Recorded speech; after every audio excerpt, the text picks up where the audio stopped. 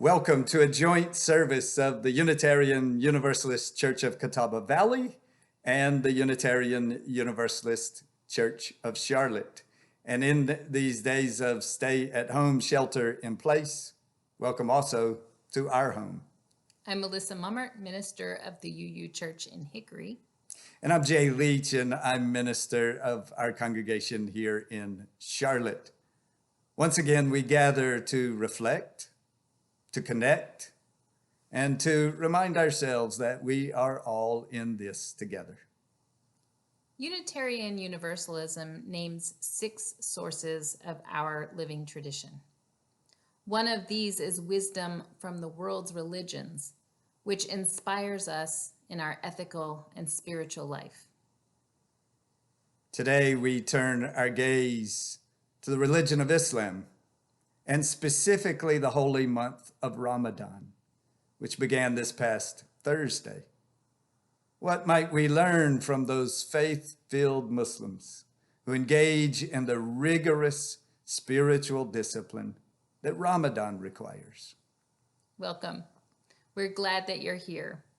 We're especially glad to have our children and youth worshiping with us. Thank you for being here today.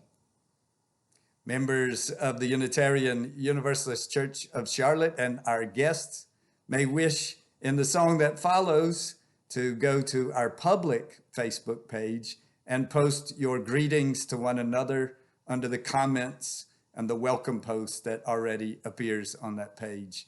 Again, to each of you, and especially to our children and our youth, welcome.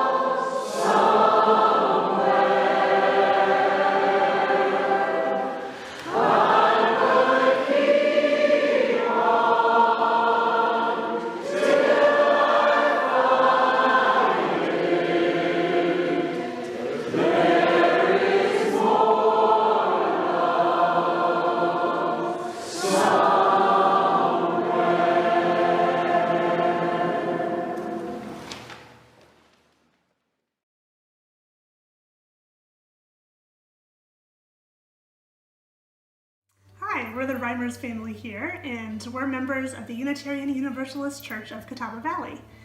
We recently moved to the Hickory area from Charlotte, so lighting the chalice alongside friends from our original home is a nice symbolic union of the two places we love.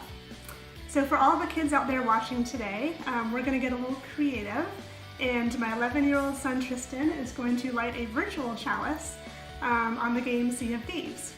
UU appreciates all things non-traditional, so we're going to get a little non-traditional here today. And let's go for it, Tristan.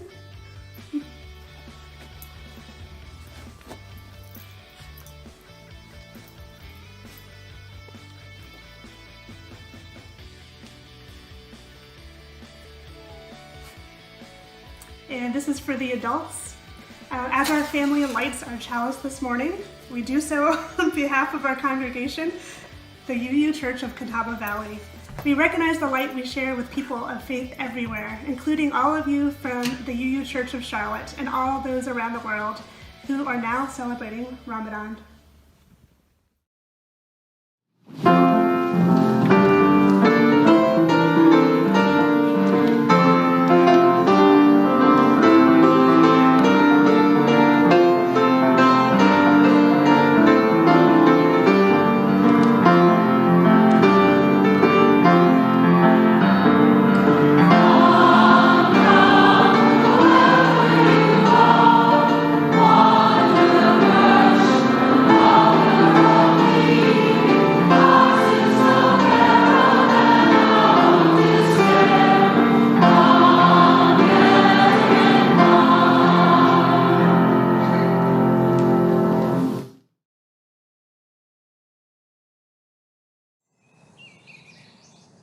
Welcome again, especially to our children and our youth. As you heard us say in the opening words, we're focusing our thoughts today on the religion of Islam.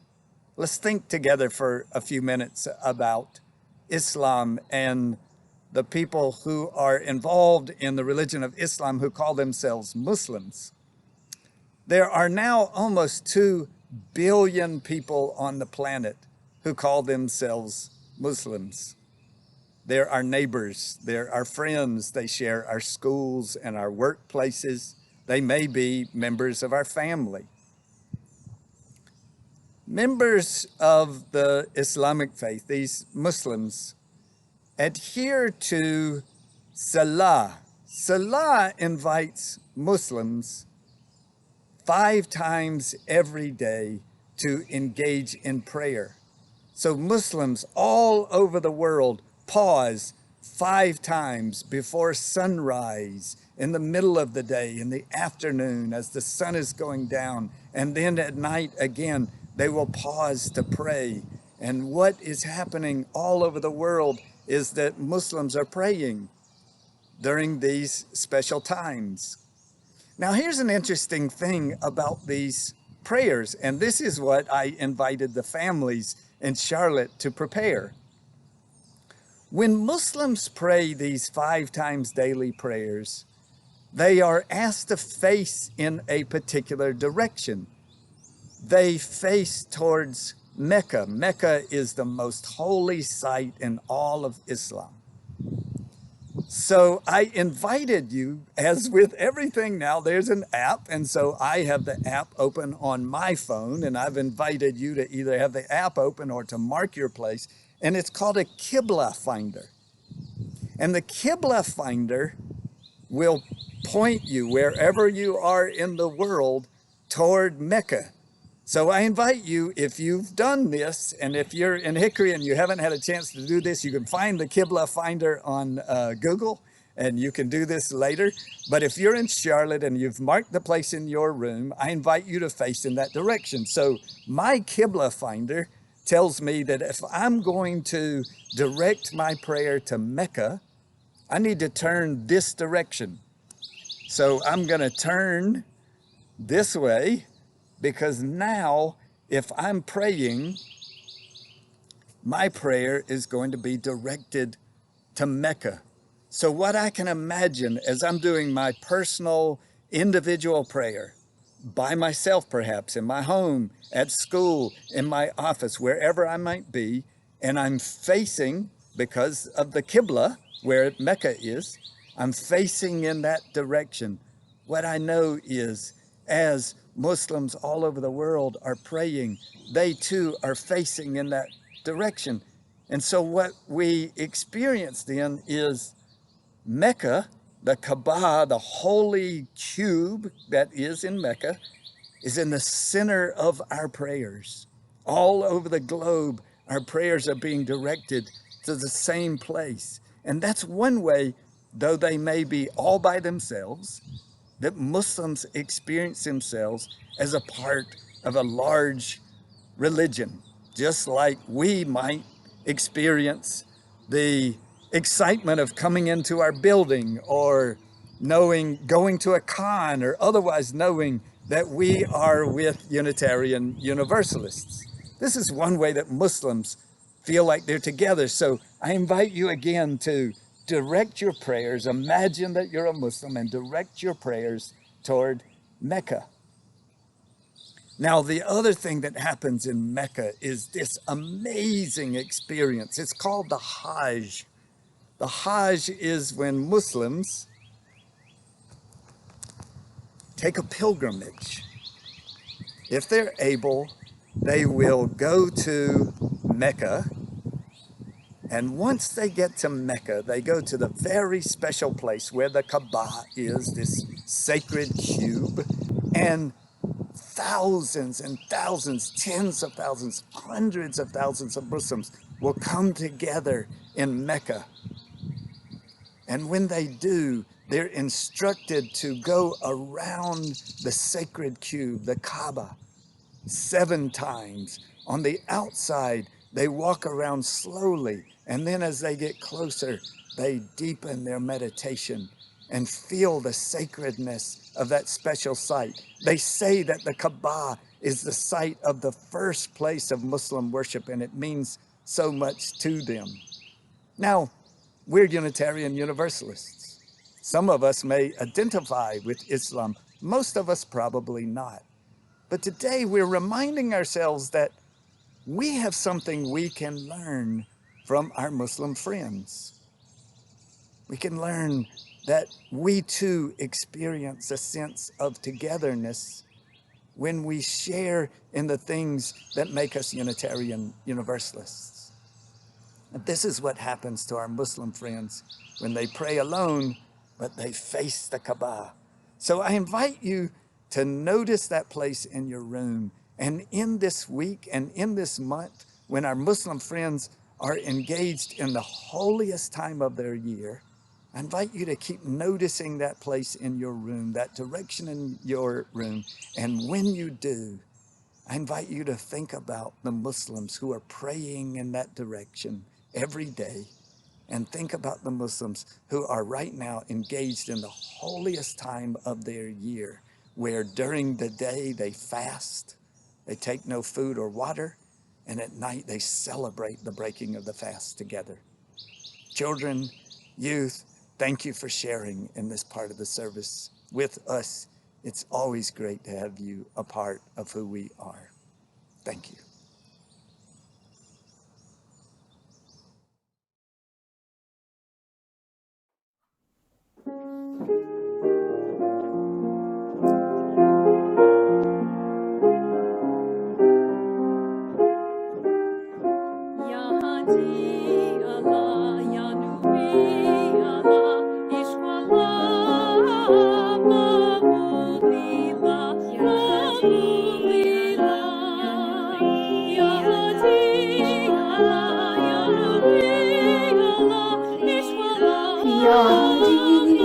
Ya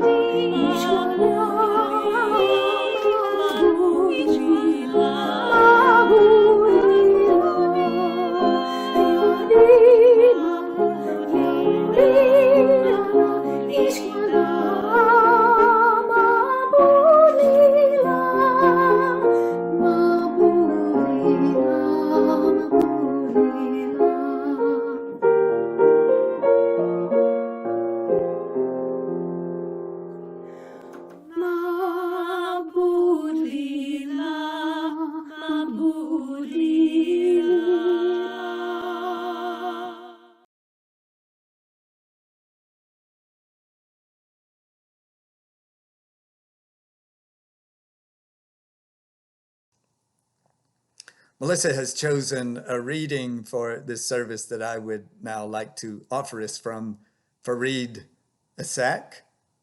Farid Isaac is a progressive Muslim. He was born in South Africa. He was personally involved in the struggle to overcome the injustice of apartheid there. He writes in his book on being a Muslim, I have lived abroad for much of my life and travel extensively. Much as I love my geographic home, South Africa, and as much as I am committed to my religious home, Islam, I enjoy being abroad. I am, in fact, desperate to understand others, to be enriched by them, and sincerely believe that the only meaningful life is one lived with one's spiritual doors and windows wide open to strangers. One time of year, though, wherever I may find myself, I yearn for home, and indeed make my way home. It's a time when I recognize that living with open doors and windows actually implies that there is a place called home. When the month of Ramadan approaches, the month of fasting, I head for Cape Town. What is so significant about this period? Why can't we be like this all the time, one may ask? Quite simply, the human condition. We are unable to sustain the same level of heightened Allah consciousness throughout the year. When boats are safe in harbor, it's tempting to want to hang around there permanently. But that's not exactly what boats are made for. The month of Ramadan is the period in which we return to our harbors to repair our weather-beaten souls and prepare for the next lap of our struggle to reach closer union with Allah, with our higher selves, with nature, and with other human beings.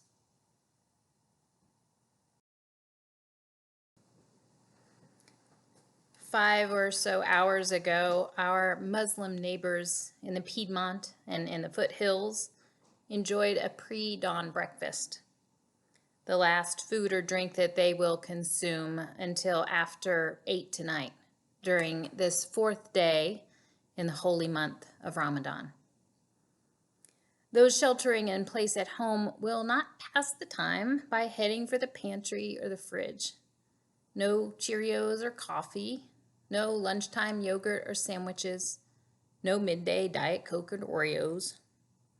Instead, they will voluntarily pass the hours of their days famished while they weather the 5th hour of Zoom calls, help their kids with their homework, or edit spreadsheets.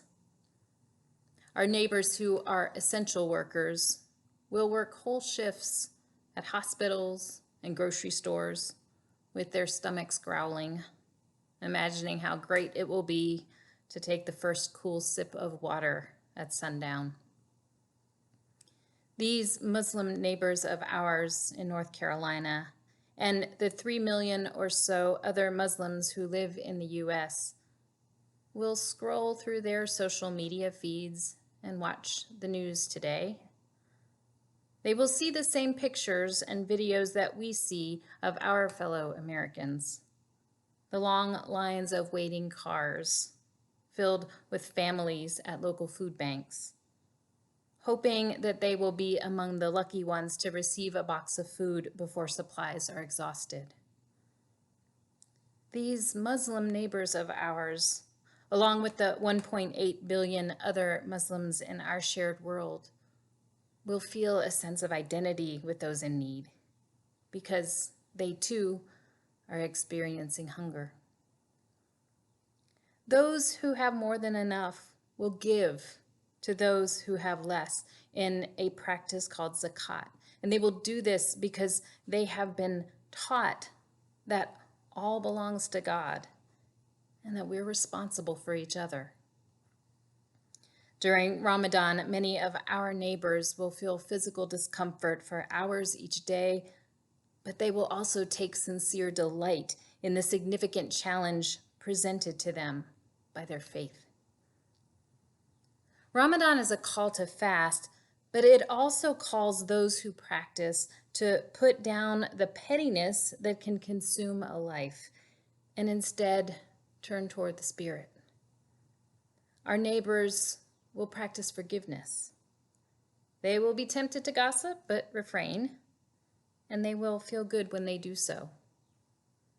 And they will pray and pray and pray and pray and pray some more. And through their steady devotion, their hearts will be changed and opened.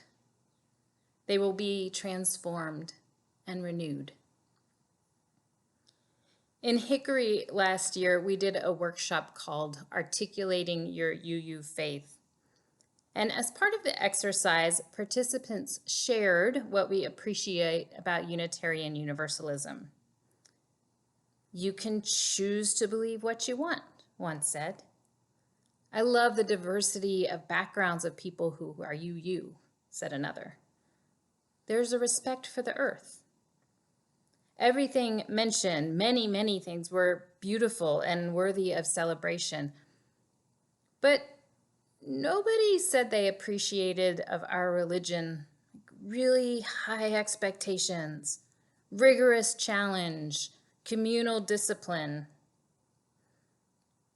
Yes, we Unitarian Universalists celebrate freedom and individualism and lots of choices. But I think we can also learn something from Islam and the practice of Ramadan. We perhaps can recognize the wonder-filled growth that results from serious spiritual discipline and also the joy of communal spiritual practice.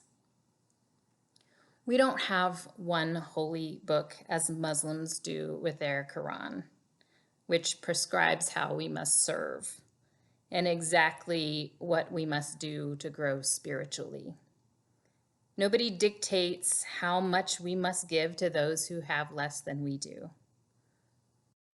But when we are at our best, in our communities, we inspire each other. We challenge each other. We invite each other to strengthen our spiritual commitment. One of the longest tenured members in Hickory started an email thread a week or so ago, encouraging other members to give part of their stimulus checks to those in need. Within days, several wrote what I'm sure were sizable checks to local agencies that are responding to those in dire straits as a result of the pandemic.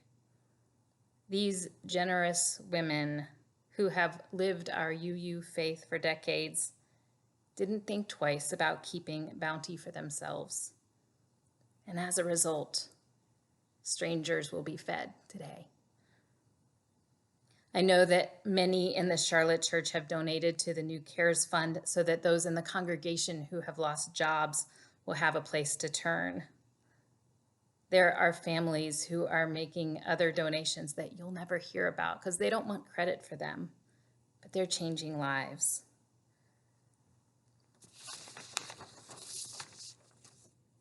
These faithful Unitarian Universalist souls are models for us for how we can behave in these times, how we can stretch, like our Muslim neighbors, to be more generous, to take care of those who have less.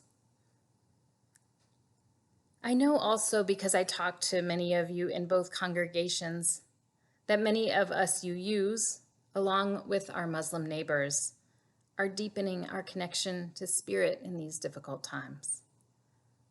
Some of you are praying for relief for those who are sick and suffering.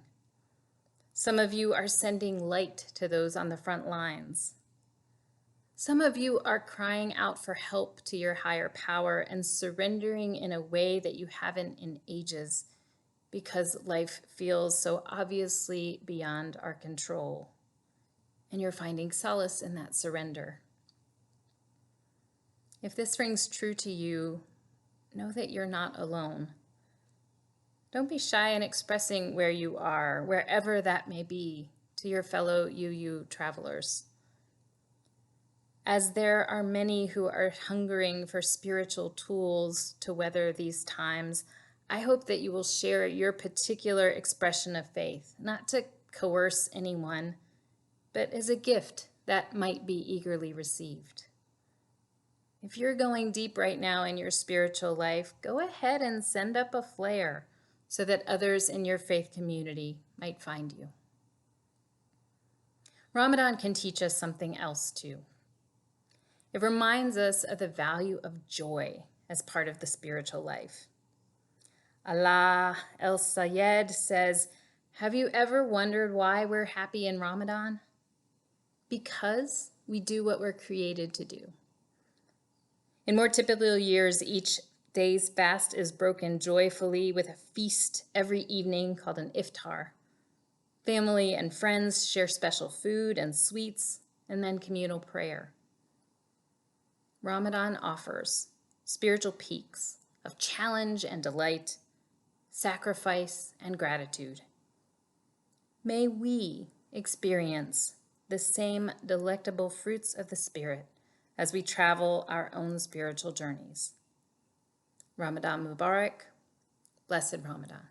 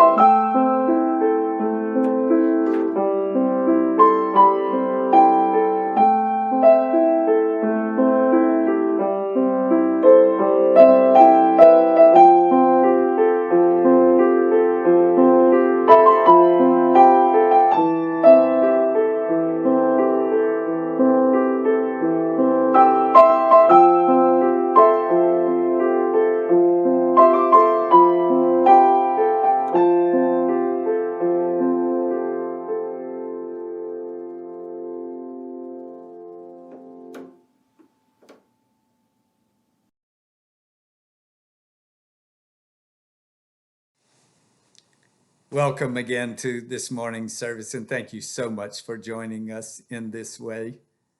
You may be visiting from the Charlotte area, and if so, I invite you right now to go to our public Facebook page and post a comment under the welcome. If you'll identify yourself there as a guest of ours, I can assure you, you will receive a warm welcome from many of our members who are engaged on that page right now. If you'd like to know more information about the congregation here in Charlotte, you can contact our membership coordinator. Her name is Kelly Green. You can reach her by way of email at Kelly, Kelly, at UUCCharlotte.org. And if you're visiting from the Hickory area and you aren't officially connected to our congregation, please drop me a line personally. My email is melissa@uuhickory.org. If you are a member, we're going to invite you to stick around in the Zoom room after a short break. We're going to reconvene for our annual meeting. Both of our congregations remain robust and vital during this time. We are using so many different virtual connections to span the miles that now separate us. I invite you to look at our respective electronic newsletters where you will find information about the weekly ways that you may establish a more robust connection to one another during these times. Again, welcome. We exist as congregations to extend our arms of compassion, to reach out to one another, to hold one another during difficult times.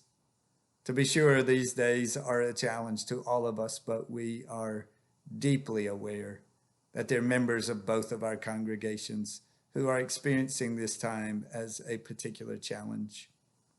You have family members, you have friends, you have people you care so much about, who you've lost during this time, who you're worried about during this time. Perhaps your own situation is tenuous. Perhaps you've been made vulnerable by your experience in this time. We hold you with love and in our prayers as you bear weights of anxiety, concern, and grief. We exist also to extend our compassion beyond our respective communities. At the heart of our faith is a care and concern for the world.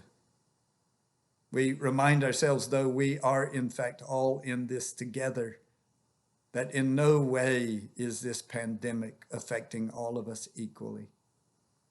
We've seen once again that those who are marginalized by long histories of injustice and inequity are having a much more difficult time during this pandemic.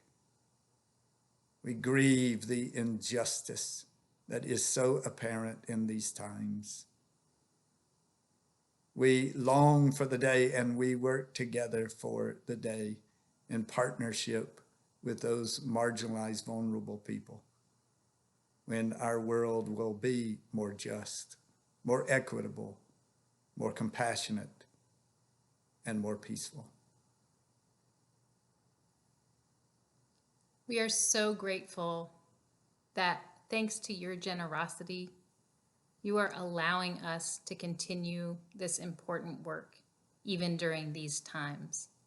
Thank you so much to those of you who are remembering to send in your checks, to put your payments on automatic draft, to donate through our online means. Thank you so much for your continued support. Thank you.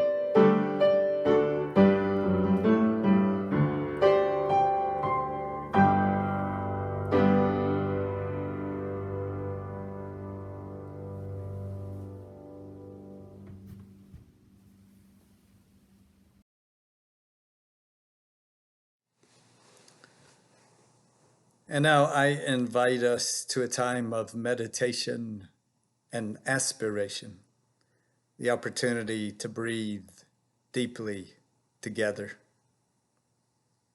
I encourage you now to deepen and to slow your breathing, to let the gift of breath fill you and calm you. I invite you to settle, to close your eyes, to breathe.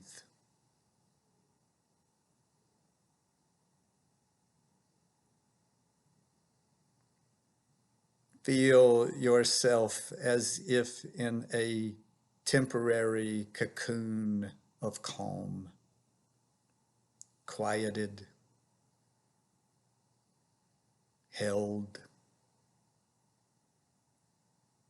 embraced.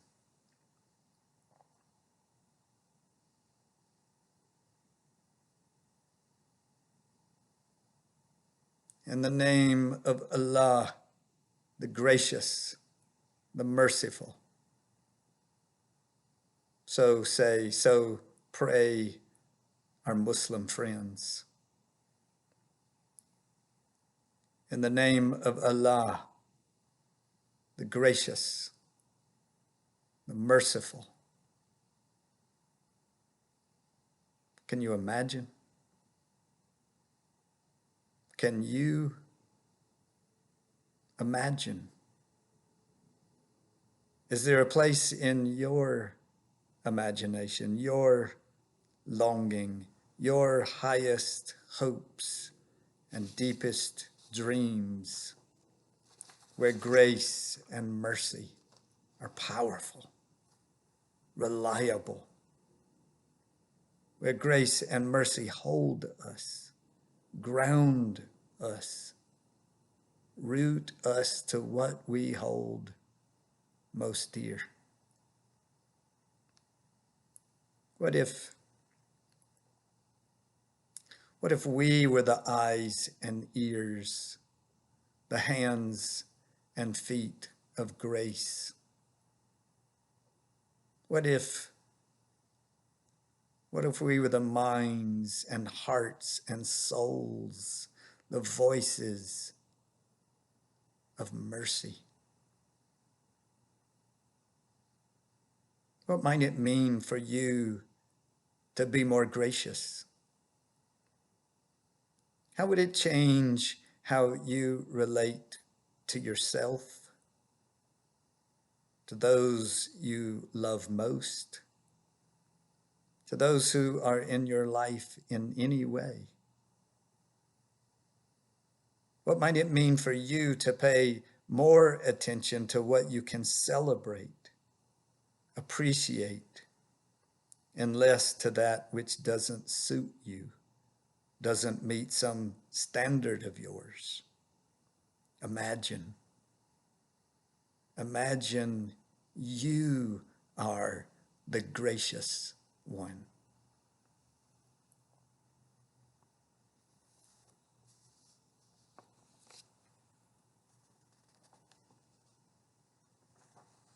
What might it mean for you to be merciful? Would it change how you relate to yourself, to those you love most, to those who are in your life in any way? What might it mean to offer forgiveness, to let bygones be bygones, to commit to being less critical and more appreciative? Imagine you are the merciful one.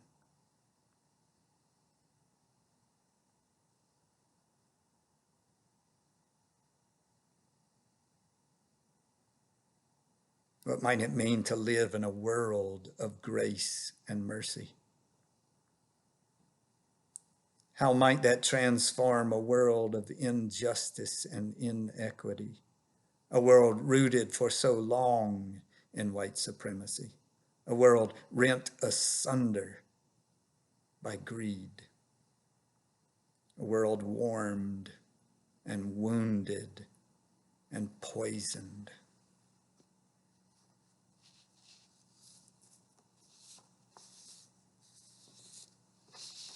In our own ways, in the ways of our own faith, our own trust, our own devotions, what we hold most dear. In those ways, with full integrity, we pray. In the name of Allah, the gracious, the merciful. Salem, Salem, Salem. Peace, peace, peace. Assalamu alaikum. Peace be unto you.